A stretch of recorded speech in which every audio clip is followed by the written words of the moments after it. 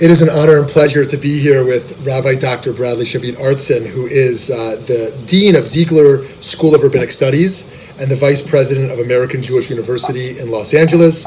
Been a long-time passionate advocate for social justice, human dignity, diversity, and inclusion, and is really the rabbi's rabbi out in the world as a first-rate theologian and author and teacher. So I'm honored to have some time. My pleasure to be with you again. Thank you. Thanks. So to talk about the changes we're experiencing and what that means for Jewish life, potentially just American Jewish life for now, what are some of the changes you think we'll need to grapple with in terms of American demography, American Jewish demography, on the moral landscape, the spiritual landscape? I know it's a huge question, but what are some of those major changes we need to be prepared to address?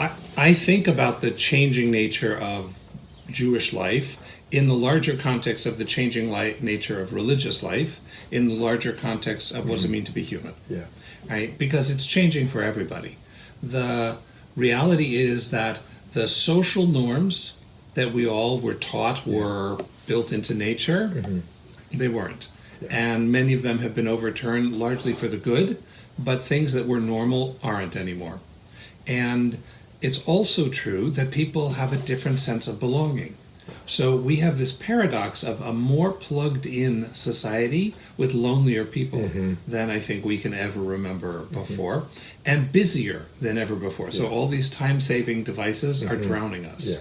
So how in that world, in which old certainties are being challenged, some of them for the good, in which there's less and less leisure time perceived anyway, and more busyness, how do you help people lift themselves above the din and find meaning and find significance? And that afflicts the Jews as it afflicts everyone else. Yeah. But my take on it has to be, what can I be doing to train tomorrow's leaders so that they're in the position to give people a lifeline? Yeah. So that they can throw people something and keep them from drowning. So this technological advancement and the busyness and loneliness you would see as the primary factor here. Well, so there are things that weigh in on that, right? So we turn to technological fixes for moral problems. Right. I think our culture, and you've spoken out on this, is profoundly alienating. People feel uprooted from who they are and who they're meant to be. Life doesn't feel like it's full of joy and meaning and love. It feels like a struggle all the time. And then it gets exacerbated because what people put up on their social media are the moments of connection or joy. So we're all screening other people looking more connected than we're feeling at the moment we're looking. Right? So how do we help them to recognize that Judaism is this phenomenal wisdom literature, this incredible way of organizing life and community that has been building meaning and connection and lifting people above for thousands of years. Right. So one of the challenges is it's an epistemological challenge of that this is not a hobby on the side.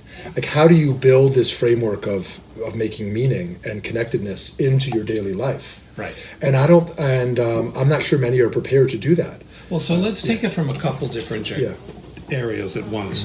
One is practice, right? Anyone I'm from LA, everyone's doing yoga in LA except me. If they're not doing yoga, they're doing therapy, but they're doing something, right? To get something out of your yoga, it has to become a practice. It has to be something you take seriously. You can't say, I do yoga twice a year. You're not going to get anything out of it. It'll just hurt each time. You can't grow from therapy if your therapy is, I go twice in September and then that's it for the year for me. Right? You have to make yourself present, and you have to make yourself vulnerable, and you have to open yourself to it. So one of the things I encourage people to do is, without necessarily having theological commitments, give the practices a shot. Try doing something for Shabbat. And here, the perfect is the enemy of the good. Do something. Like if you're not doing anything for Shabbat, then have a meal with a friend on a Friday night. And make Friday night your evening to be with a friend. And then you can add something to that afterwards. If you are, then take a moment to say something you're grateful for from the week, or something you just want to say thank you out into the universe for. There are all kinds of steps people can take Right. Sometimes I have people come to me and say, I can't pray. Yeah. We all have that struggle. Right. Some people have it more than others, and sometimes there's a subset who feel guilty about it, they feel bad about it. Right. So I say, fine, don't pray. When you wake up in the morning, sit on the edge of your bed and think about who you want to be today. Right. And then put that into words. Here's who I want to be. And at night, sit on your bed and think, how did I do with that?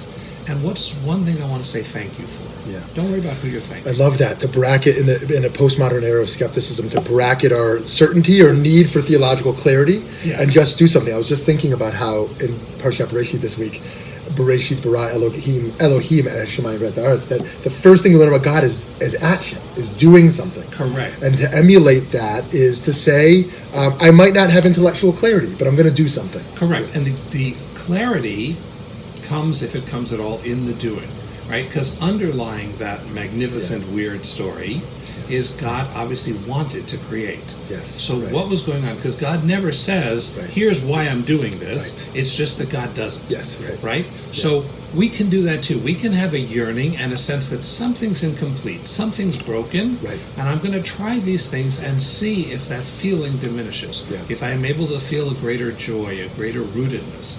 Right? I think that's part of it. I think the second piece is learning, because people are thinking, meaning-making creatures. And our tradition is this phenomenal, ongoing discussion and raucous in disagreement and in counter-argument. And so jumping in a way that everyone can be there, whether you've learned before or not, whether you have this language or that language, you just get in there and jump in. Right, yeah, love it. And I think you're right. Many assume that Judaism is going to be dogmatic and rigid in a way, just in the realm of theology. You could be Maimonidean or embrace Chassidut, or as you've demonstrated in your own scholarship, embrace process theology or others. The spectrum is so huge for engagement. So let me ask you the next question. So the challenges are huge, and then there's the challenges you've spoken about, which we can't even anticipate. Right. How do we, individually, collectively, establishments, how do we begin to prepare for that? So one of the blessings and challenges of what I do, you know, the Torah brilliantly has Moses end on a mountaintop looking at where he wanted to go but couldn't. Yeah. Right? And we do that too. So I train people who are going to enter a Jewish world that I'll never see. Yeah. Right? And if I'm good at what I do, I will give them enough training and skill that they'll know what to do with it when I'm going, boy, that beats me. And frankly, I've done that already. You know, I've been now training rabbis for 20 years. I go to synagogues where the rabbi turns and says, here's what we're doing, and I'm blown away because I would never have thought of it in a million years. And then he tells his congregant, and I learned it from my rabbi, and points to me. No.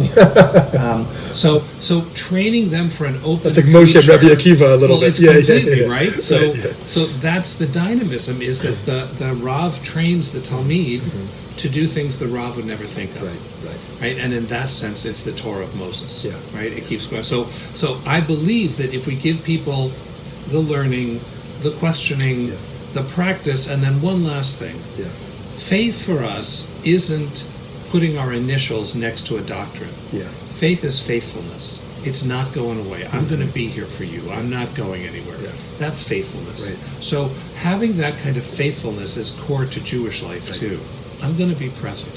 I'm not going away. I may not intellectually understand everything about who God is, but I know there's a connection that I have to something bigger than myself that helps me get up in the morning, helps me roll up my sleeves and try to make a difference.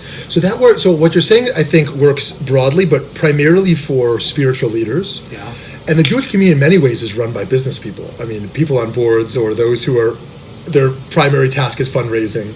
How do those people think about change? I mean, there's always these $1 million prizes. How are we going to save Judaism? So here's what I want to fight against. There are no those people. Right? There are people who address it first. It's like the internet, right? What's your portal of entry?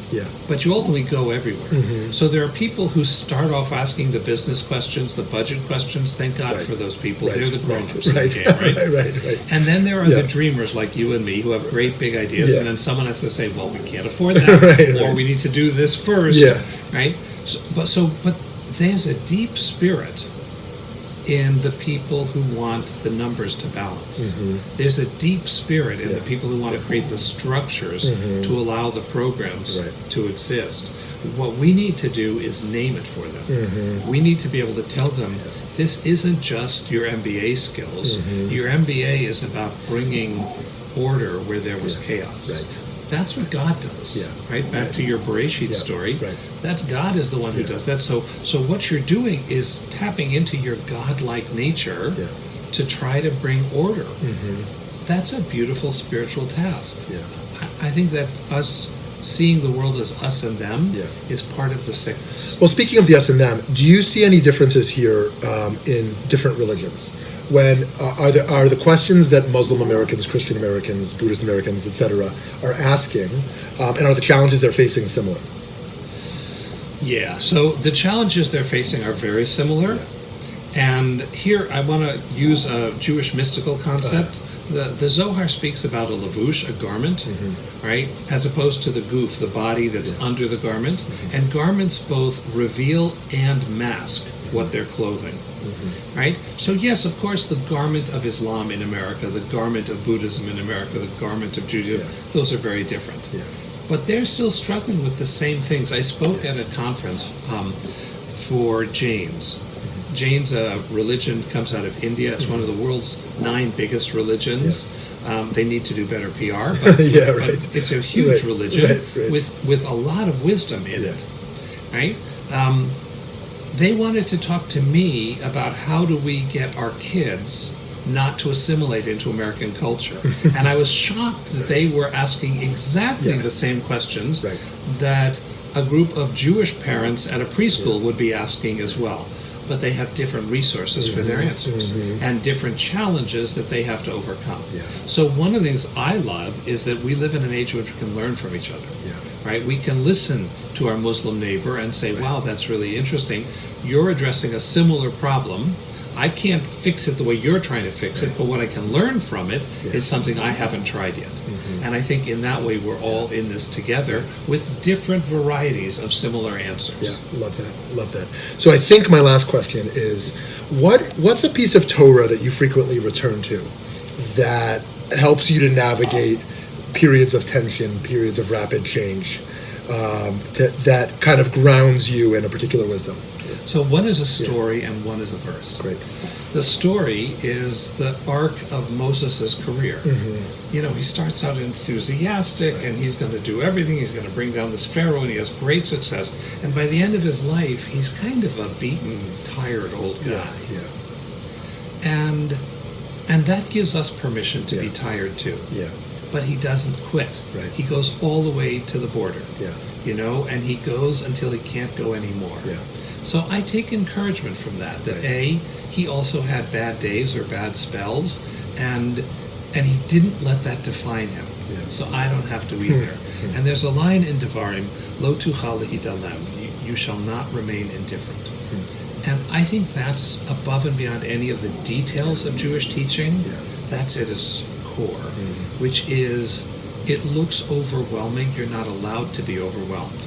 So the issues of social injustice, the issues of the rudeness by which people treat each other, the kind of vulgarity that passes for okay in our culture, the reliance on brute force, like racism, all of it, right? You can't be overwhelmed, and you can't stop trying. So that verse, Lo tuchal lahidalem. Amazing. Well, please, if you haven't already, check out Rabbi Dr. Bradley Shavit Artson's books, and check out American Jewish University in LA and all the wonderful programs they're offering for students and for rabbinical students and for the broader community. Thanks so much. Thanks a lot.